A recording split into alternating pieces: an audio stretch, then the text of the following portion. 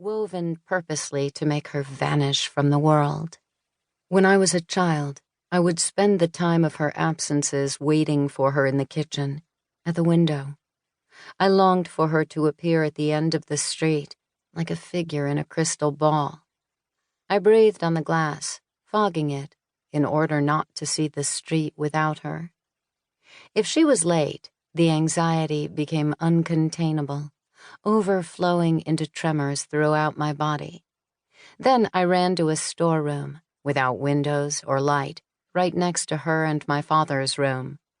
I closed the door and sat in the silent dark, crying. The little room was an effective antidote.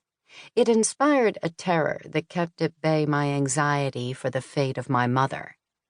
In the pitch blackness, suffocating because of the smell of DDT, I was attacked by colored shapes that grazed the pupils of my eyes for a few seconds and left me gasping. When you get back, I'll kill you, I thought, as if it were she who had left me shut up in there. But then, as soon as I heard her voice in the hall, I quickly slipped out and went to hover near her with an air of indifference. That storeroom came to my mind when I discovered that she had left at the normal time, but had never arrived. In the evening, I got the first phone call. My mother said in a calm voice that she couldn't tell me anything. There was a man with her who was preventing her. Then she started laughing and hung up.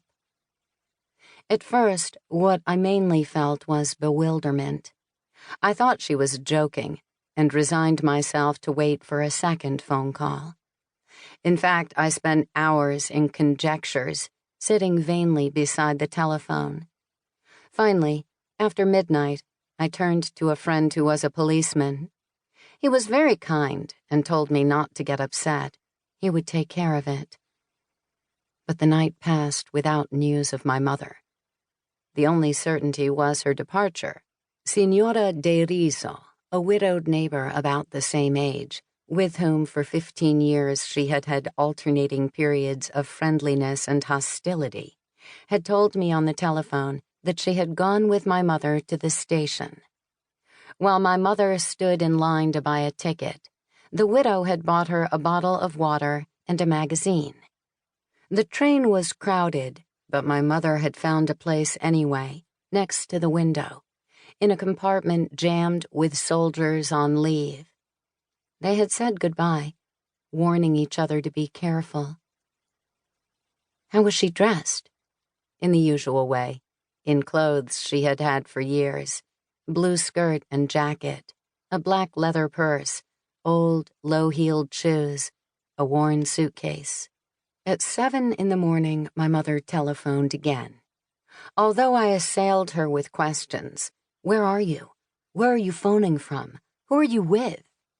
She confined herself to reeling off, in a loud voice, a series of obscene expressions in dialect, uttering each one with enjoyment. Then she hung up. These obscenities caused in me a disorienting regression. I telephoned my friend again, astonishing him with a confused mixture of Italian and expressions in dialect. He wanted to know if my mother had been particularly depressed recently. I didn't know. I admitted that she wasn't the way she used to be, calm, gently amused. She laughed for no reason.